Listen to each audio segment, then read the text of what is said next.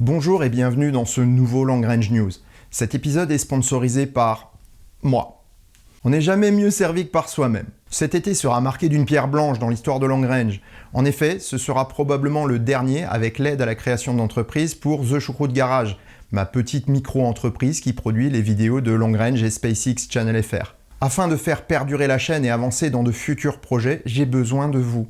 Pour financer la production des vidéos, je dois multiplier les sources de revenus. En effet, la publicité YouTube ne peut à elle seule permettre de garder la chaîne en l'état. Les tips sur Tipeee, Utip et la vente de vêtements et accessoires sur Spreadshirt me permettent de compléter les revenus publicitaires.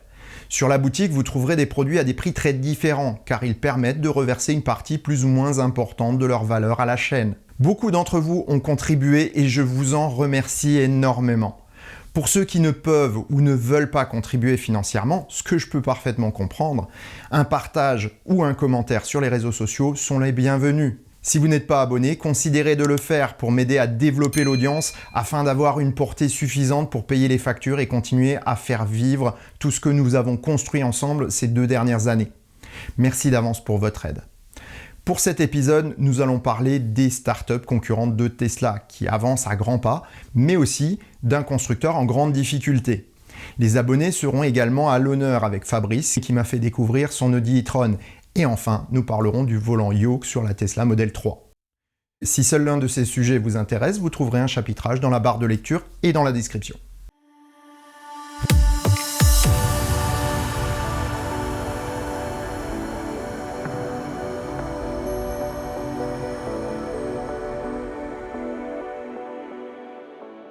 Aujourd'hui, nous allons beaucoup parler de bourse et des fortunes diverses de plusieurs concurrents de Tesla. Si certains s'en sortent bien, d'autres ont visiblement du souci à se faire. Commençons par les introductions en bourse.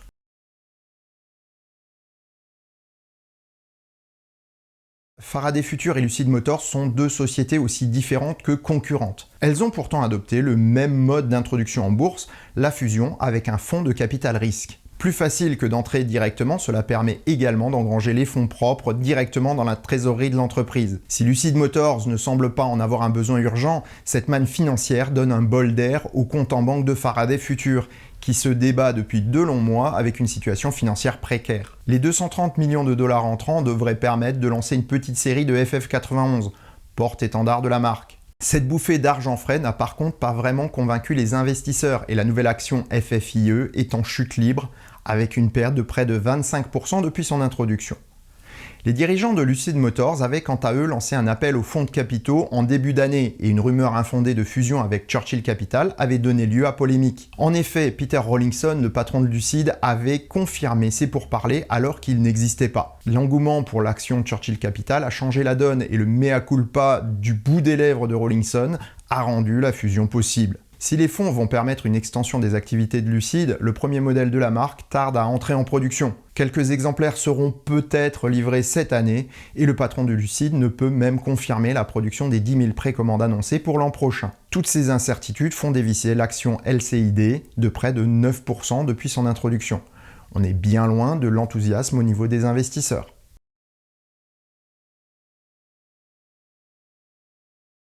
Vous commencez à bien connaître Rivian sur cette chaîne puisque j'en parle assez souvent. Le constructeur américain financé par Ford et Amazon entre autres a de nouveau étendu son capital afin de prendre de l'ampleur. Ce sont un peu plus de 2 milliards de dollars qui entrent dans les caisses pour sécuriser la mise en production des 100 000 camionnettes de livraison Amazon commandées par le vendeur en ligne, mais aussi pour l'entrée en production des pick-up et SUV de la marque. Si les premières livraisons ont été repoussées à septembre en raison de la situation mondiale de ces derniers mois qui a retardé l'industrialisation, et je parle aussi bien de la pandémie que de la pénurie de semi-conducteurs, Rivian est le constructeur le plus proche à ce jour de réussir la commercialisation de son premier modèle. Les annonces du constructeur sont multiples ces derniers jours, et visiblement beaucoup de projets sont dans les cartons. Une seconde usine pour un montant de 5 milliards de dollars est en projet et toute une gamme de véhicules pointe le bout de son nez. Rivian a déjà déposé les noms de R1T à R5T et de R1S à R5S. La camionnette Amazon continue ses tests avec de nouveaux modèles dans le Michigan. Concernant l'international, une indiscrétion d'un collaborateur européen confirme l'arrivée imminente de Rivian sur ce marché. Un email interne a fuité précisant que les ventes seront ouvertes dès le début 2022, mais ne précise pas le délai de livraison. À voir si les infrastructures d'Amazon seront mises à contribution pour la logistique. Pour le moment, Rivian est une société privée non cotée en bourse, ce qui semble bien lui réussir.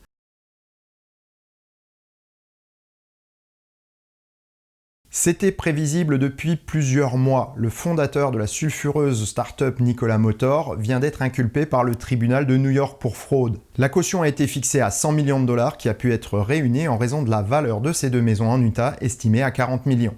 Si Milton plaide non coupable, les preuves réunies par l'inspecteur Philip R. Barlett sont accablantes et il y a peu de chances qu'un jugement favorable au fondateur de Nikola Motor soit prononcé. En parallèle, la direction actuelle de l'entreprise se débat avec une réputation désastreuse et une défiance des investisseurs. Il est bien loin le temps où l'action Nikola Motor crevait les plafonds grâce aux investissements de l'industrie automobile traditionnelle. L'action vient de perdre encore plus d'un tiers de sa valeur ce dernier mois, malgré des annonces censées rassurer le marché. En effet, l'entreprise annonce le début de la production de son camion Nikola Tre, qui délaisse l'hydrogène au profit de la propulsion électrique à batterie, bien plus réaliste. L'unité de production de Coolidge est prête à produire, mais semble bien petite pour les ambitions du constructeur. Après l'abandon du projet Badger, des Nikola One et tout, les promesses faites par Nikola Motor se sont révélées faites de vent et l'avenir de la marque s'assombrit un peu plus chaque jour.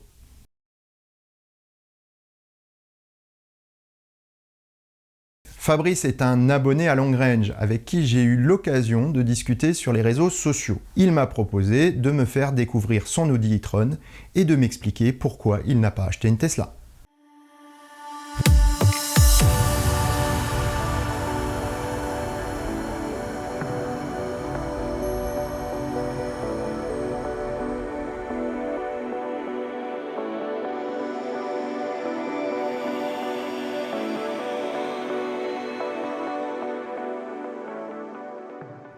Fabrice a eu la voiture il y a quelques jours. Il y aura plus ou moins un mois maintenant. Aujourd'hui, avec un peu de recul, quel est ton ressenti par rapport à ta voiture? C'est une chouette voiture qui correspond plus ou moins aux attentes que j'avais. Bon, il y a quelques trucs électroniques qui ne marchent pas parfaitement bien, mais je pense comme n'importe quelle voiture. Mais au niveau qualité de confort, ressenti de qualité, l'agrément de conduite, voilà, c'est en électrique, donc je pense que n'importe quel électrique a un agrément de conduite différent des autres voitures thermiques. Pour rien au monde, je pense que je repasserai au thermique. D'accord, ce qui est déjà une très bonne chose. Tu utilises beaucoup ta voiture finalement en local, périlocal, pour aller travailler. Oui, c'est mon usage principal. Je fais en moyenne 100 km par jour. Et donc avec l'autonomie que j'ai ici, j'ai largement assez. Je voulais avoir plus de 250 d'autonomie sur route. Quand on regarde les chargeurs Ionity, pour l'instant, c'est plus ou moins l'écart qu'il y a. Ouais, okay. Et je me suis dit, avec cet écart-là, je pouvais quasiment aller partout. Et donc là, tu as vraiment sur route, tu as quoi, 300? Sans me contraindre, j'ai 300. Voilà. Quand je me contrains, j'ai un peu plus, mais au mieux, j'étais à 370. Okay. Voilà. Sachant que la batterie est une 95 kWh, mais en effectif, elle sort 86. Oui. Ok. Par contre, tu me disais qu'en termes de charge, c'était plutôt sympa parce que sur Ionity, ça chargeait à 150 kW, mais surtout... C'est en 150 de 5% à 80%. Voilà. Ça, c'est par contre une très bonne chose. La durée de vie de la batterie, par contre, ça, je ne sais pas. Alors, le truc, c'est que toi, tu es en leasing, oui. Donc finalement, peu importe. Il ne faudrait pas qu'après 3 ans, j'ai plus que 100 ans d'autonomie. Oui, ça, c'est sûr, mais je pense pas que sur 3 ans, il y ait un risque. C'est plutôt sur le très long terme. Je fais 40 000 par an. 40 000 par an, donc tu vas la garder 120 000 km. 160. 160 000 km, donc 4 ans. 4 ans, ouais. C'est le maximum que leaser accepte. Alors, autre chose, il y a une chose qui va choquer beaucoup de gens, c'est la couleur de ta voiture, le rouge-orange, moi j'aime bien. Le rouge-orange, voilà. Mais surtout, voilà, il y a une chose dont tu m'as parlé tout à l'heure, et c'est pourquoi tu t'es tourné plutôt vers l'Audi que sur une Tesla. Pour le côté personnalisation. Moi, j'aime bien ce côté-là. Je trouve que Tesla, après, sans du tout critiquer Tesla, je trouve que dès qu'on a un modèle X, un 3, un S ou autre, tout le monde a la même. Et je trouve ça chouette chez Audi, même si effectivement le coût d'achat n'est pas le même. on a vraiment une voiture, je ne vais pas dire unique, mais on peut personnaliser vraiment très fortement. C'est ta voiture. Voilà. Ouais, tout à fait. Donc ça c'est quelque chose de super intéressant. C'est une qualité comme un défaut, ça dépend effectivement de ce que les gens veulent, quoi. Fabrice, tu avais quoi comme voiture avant? J'avais une Range Rover Velar, donc c'est aussi un SUV, même taille, performance moins bonne, mais confort, confort anglais, donc très haut niveau de confort à l'intérieur. Et j'habite au fin fond du bout du monde, où j'ai des routes de campagne avec de la bouse de vache au sol tout le temps. Donc il me fallait un machin qui tienne dans la boue, dans la terre, dans la neige. Et donc je voulais un SUV, voilà, au moins. Ouais, là ça se justifie effectivement complètement. En plus, j'imagine qu'avec ton métier, comme tu sors, tu rentres assez régulièrement de la voiture. Oui. Un regret d'être passé sur cette voiture ou pas? Le seul regret, c'est que le Taycan Cross Turismo n'était pas sorti avant. Tu aurais eu quelque chose de plus sportif, effectivement, mais est-ce qu'il aurait été plus pratique? Sûrement pas. Voilà, c'était la bonne question. Donc, qu'est-ce que je pense de cette e-tron? Fabrice qui rigole à côté parce qu'on a beaucoup discuté et tout le monde sait que je suis très critique par rapport à la marque Audi. Mais celle-ci a un côté sympa. Et un côté sportif, un côté, on va dire, frais par rapport aux e-tron noires, chrome, très agressives, très méchantes, très prétentieuses. Après, je comprends aussi le fait de vouloir de la personnalisation. Moi, je suis plutôt du genre à prendre une voiture et si je veux transformer quelque chose, je le ferai après.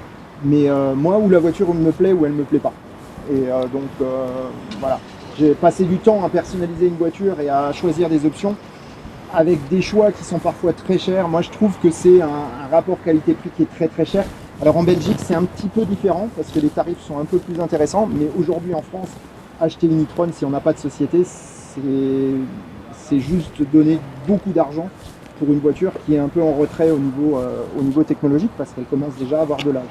Sinon, j'ai vraiment apprécié de voir cette voiture et d'avoir une autre vision d'Audi. Et clairement, ça me fait changer mon idée d'Audi parce qu'en général, c'est toujours les Audi très, très, très stéréotypés, très prétentieux. Voilà pour la conclusion à chaud. Voyons la conclusion à froid.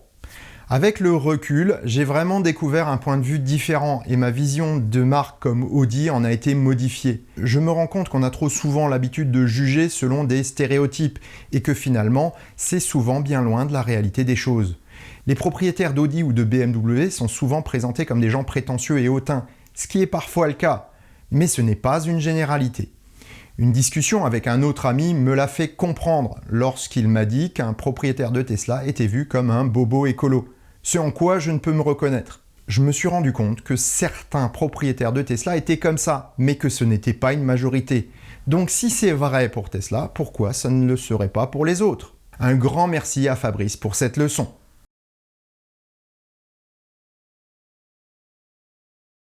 Décidément, le volant yoke des nouvelles modèles S et X fait beaucoup parler de lui. On aime ou on n'aime pas. En tout cas, Elon Musk vient d'annoncer sur Twitter que les nouveaux vaisseaux amiraux de la marque n'auront pas d'option volant traditionnelle. Beaucoup ont supposé que ce type de volant ne pourrait pas être homologué. Il n'en est rien, en tout cas aux États-Unis et en Europe. De nombreuses autos ont des volants non circulaires, ce qui n'a jamais posé aucun souci, même lorsque toutes les commandes normalement présentes sur les commodos se retrouvent sur les branches du dit volant, comme pour certains modèles de Ferrari par exemple. Si on n'a pas les moyens de s'acheter une Model S ou X et qu'on veut tout de même ce type de volant, il faut se tourner vers les accessoiristes. C'est ce qu'a fait Julien pour Darkside, sa Model 3. Il a commandé un nouveau volant sur un site chinois et a attendu 3 semaines qu'il arrive. Bonne surprise, pour un montant d'un peu moins de 400 €, il a reçu un authentique volant Tesla modifié pour devenir un yoke. Ayant toutes les fonctions classiques du volant d'origine, il se monte en un peu moins d'1 heure en suivant le tutoriel de montage. Attention toutefois pour ceux qui voudraient en faire de même. Suivez scrupuleusement les instructions car le volant contient des cartouches avec des produits explosifs pour l'airbag. De plus, le volant est un organe de sécurité, donc si vous ne maîtrisez pas l'opération totalement, je vous invite à laisser un professionnel réaliser l'opération. En tout cas, le résultat est sympathique et Julien a un bon retour quant à l'usage. Il s'y est fait très rapidement et seules les premières manœuvres à basse vitesse ont demandé un peu d'adaptation. Pour ceux qui souhaitent faire ce type de changement, il existe plusieurs fournisseurs. Julien est passé par la boutique Gricard sur AliExpress. À vos claviers pour me dire ce que vous en pensez. En ce qui me concerne, j'aime beaucoup. Merci Julien pour ce partage. Et sur ces bonnes paroles, je vous souhaite bonne route et vous dis à bientôt pour un prochain épisode de Long Range. Portez-vous bien. Ciao.